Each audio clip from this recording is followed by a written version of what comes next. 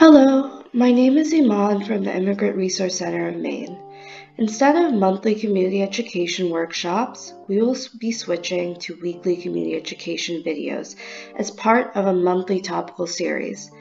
We're focusing on sexual assault awareness in Maine as part of April's Sexual Assault Awareness Month. This week, our focus is on how COVID-19 or coronavirus will affect sexual assault victims in Maine. Since the beginning of 2020, coronavirus has spread across the world. COVID-19, or the coronavirus, is a flu-like virus that is 10 times as contagious as the regular flu. COVID-19 is spread through coughing, sneezing, and any form of close contact, like shaking hands and touching your face. It can also last up to 24 hours on inanimate objects like cardboard. Moreover, symptoms do not appear until after 2 to 14 days of being exposed. If you've been exposed to the virus, you may experience the following symptoms: coughing, runny nose, respiratory problems, tight chest, body aches, and fever. The virus continues to spread. There are over 1,056,777 cases of COVID-19 that have been reported around the world. The rapid spread of the disease has led to the World Health Organization calling the virus a pandemic. As of a couple of days ago, there are over 257,305 cases of COVID-19 in the United States, and at least 6,574 Americans have died so far. Unfortunately, the number of cases isn't accurate due to the rapid increase and lack of testing in certain parts of the United States. New York State has had the largest outbreak so far, with over 83,948 cases confirmed. Other states that have been struck are New Jersey, California, and Washington.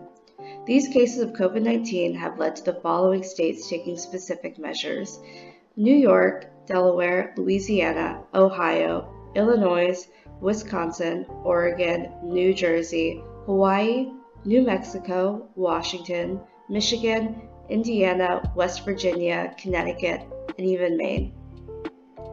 These measures include requiring residents to remain in their homes unless they need to leave for essential tasks. If they need to go, they will have to keep at least 6 feet between them and those around them. These restrictions are not limited to just states. Cities are also starting to establish limitations on large gatherings and unnecessary activities. These unnecessary activities also include attending schools, meetings, etc. Instead, many people have turned to online conferences and online gatherings. Like many other states, Maine has begun to experience its own outbreaks. According to the Maine Center for Disease Control and Prevention, the number of cases in Maine has increased to 432 cases and is spread across 15 counties so far. In fact, there have been at least 9 deaths from the virus as well. While Maine's numbers may seem low now, the numbers can increase dramatically over the next period of time. Luckily, the state is doing its best to ensure its residents are healthy and safe.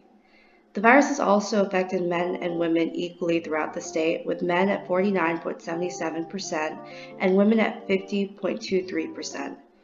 A statewide stay-at-home order was recently implemented to prohibit Mainers from traveling outside their homes for any other reason besides essential personal activities. There are rising cases, specifically in nursing homes, senior living facilities, and homeless shelters like Portland's Oxford Street Homeless Shelter. For businesses considered non-essential, Governor Mills ordered these businesses to shut down until further notice. The state is doing its best to make sure citizens are healthy and the spread of the virus is contained by citizens staying at home. Despite these certain measures, almost 24,000 Mainers have filed for unemployment in the last week. The rising unemployment rate within Maine reflects the millions of Americans currently unemployed. Self-quarantine and social distancing have been trending phrases thrown around since the pandemic has started. These two acts have been and are going to be vital towards keeping the virus from spreading any further. If you're not sick yet, it's crucial to socially distance yourself and stay home.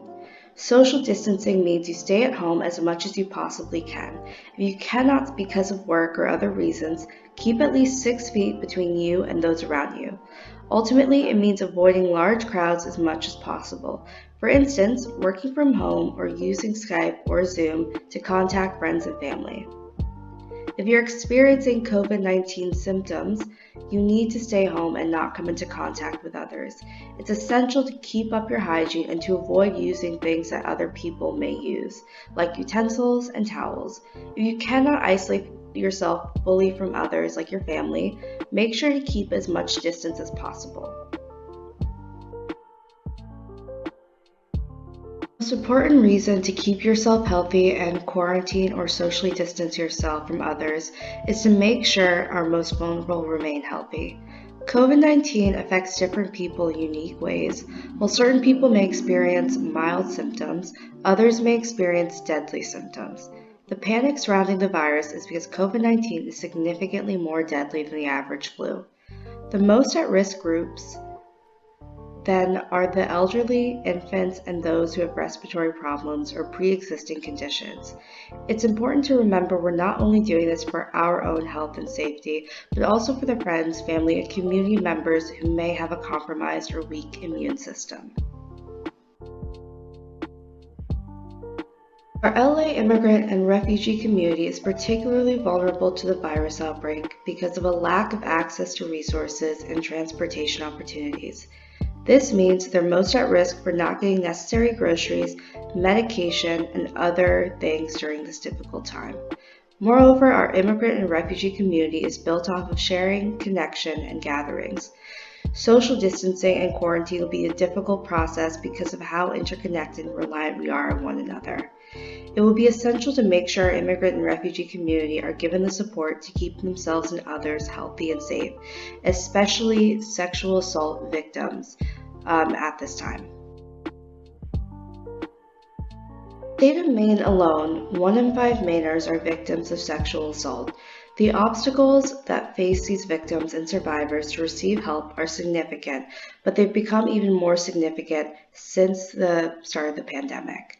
COVID-19 or coronavirus has forced Mainers to stay at home and self-quarantine and/or socially distance themselves. For victims of sexual abuse and sexual assault, they are now forced into unsafe situations because their outlets for help are not as accessible, especially in cities that have begun issuing fines to people who are doing non-essential activities. Sexual abuse and domestic violence victims may be stuck in their home with their abusers. That means their abusers have the ability to continue to isolate and control their partners. As unemployment continues to rise, victims are at an even higher risk because of the higher stress brought on by the current financial situation.